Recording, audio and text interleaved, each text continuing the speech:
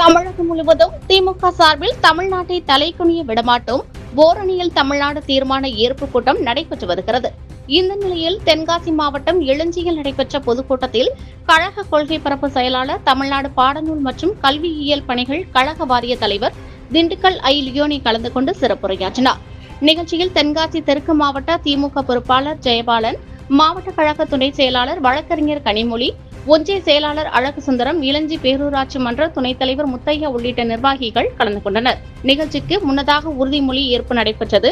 நிகழ்ச்சியில் கலந்து கொண்ட திண்டுக்கல் ஐ. லியோனிக்கு இளஞ்சி பேரூராட்சி மன்ற தலைவர் சின்னத்தாயி சண்முகநாதன் மற்றும் கார்த்திக் ஆகியோர் சிறப்பான வரவேற்பு அளித்தனர். இதில் திமுக நிர்வாகிகள் ஏராளமானோர் கலந்து கொண்டனர்.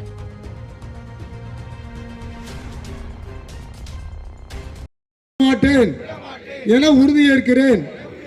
நான் வாக்காளர் பட்டியல் மோசடி மூலம் தமிழ்நாட்டு மக்களின் வாக்குரிமையை பறிக்கும் SIRக்கு எதிராக நிற்பேன்.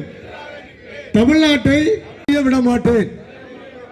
ஓரணியில் தமிழ்நாடு குடும்பத்தில் இணைந்துள்ள 1 கோடி குடும்ப உறுப்பினர்களும்